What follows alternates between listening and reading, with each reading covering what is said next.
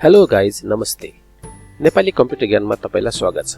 यदि यो च्यानलमा तपाई नयाँ आउनुभएको छ भने अनि केही सिक्नुभयो भने निश्चय नै यो च्यानललाई लाइक गर्नु होला, सब्स्क्राइब पनि गरिदिनु होला र साथमा रहेको घण्टीलाई पनि दबाइदिनु होला।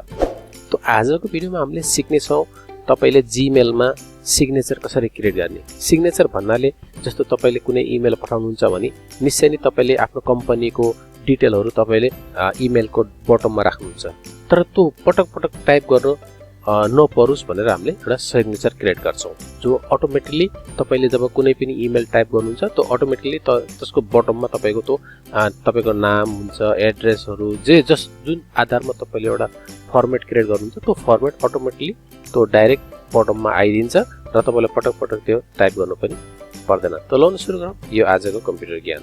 त्यसको लागि सबैभन्दा पहिला तपाईलाई एउटा चाहिन्छ जीमेल अकाउन्ट, र मेरो अलरेडी अब बनाएको एउटा जीमेल अकाउन्ट छ, म त्यसमा लिएर जान्छु तपाईलाई। र हेर्नुस्, र साथै मैले एउटा सानो एउटा फर्मेट बनाएको छु। हेर्नुस्, यो नेपाली कम्प्युटर ज्ञान भनेर मैले एउटा रफ फर्मेट टेम्प्लेट बनाएको छु। यो टेम्प्लेटलाई मैले अब सिग्नेचर बनाएर सिग्नेचरमा राख्न चाहन्छु। त के गर्ने, तपाई सबैभन्दा पहिला जीमेलमा जानु। जीमेलमा गएपछि त्यसको राइट साइडमा सेटिङ भन्ने छ, सेटिङमा क्लिक गर्नु होला हैन। त्यसपछि सी अल सेटिङ भन्ने छ, त्यसमा क्लिक गर्नुस्। तल जानुस्, तल गएपछि तपाईले एउटा यहाँ भेट्नुहुन्छ सिग्नेचर भन्ने, हेर्नुस् यहाँ सिग्नेचर भनेर लेखेको छ है त।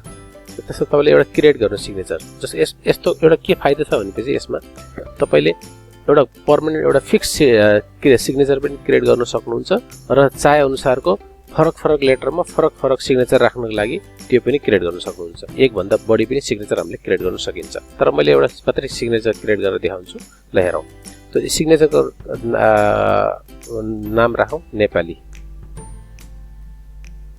त क्रिएट गरौँ। त अब यसको यहाँ ब्ल्याङ्क ठाउँमा छ, मैले के गर्छु, मैले आफूले तयार गरेको एउटा टेम्प्लेट छ, म टेम्प्लेटलाई के गर्छु, कपी गर्छु अनि यसलाई यहाँ लगेर राखिदिन्छु है त। ल हेर्नुस् आयो। त यसलाई के गर्ने हामीले, अब यो सिग्नेचर नो सिग्नेचर भन्ने छ, यसलाई चाहिँ के गर्ने, फर न्यू इमेल युज, नयाँ इमेलमा के आओस् यो सिग्नेचर आओस् है त। और फरवर्ड गर्दा पनि यो सिग्नेचर आओस् भनेपछि राख्न सक्नुहुन्छ हैन। फरवर्ड गर्दाखेरि अर रिप्लाई गर्दाखेरि पनि त्यो अटोमेटिकली आउने कि नआउने भन्न खोजे हो। र तपाईले त्यो पनि सिलेक्ट गरिदिनुस् हैन। त्यसपछि तल जानुस् र यसलाई सेभ चेन्जेस गरिदिनुस्। ल यो आयो। अब मैले एउटा कसैलाई इमेल लेख्नु पर्यो भनेपछि के गर्छु, कम्पोज गरेर हेर्नुस् यो अटोमेटिकली यहाँ तल आइदिन्छ। ल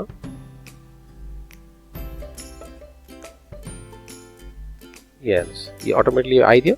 तपाईले यो पटक पटक चाहिँ टाइप गर्नु पर्दैन। यो तपाईले जसलाई पठाउने हो पठाउनुस् हैन। यो आजको भिडियो तपाईलाई कस्तो लाग्यो, मन पर्यो भने लाइक, कमेन्ट र सब्स्क्राइब गरिदिनु होला र यस्तै नयाँ ट्रिक्सको लागि हेर्दै गर्नु होला नेपाली कम्प्युटर ज्ञान। Thanks for watching.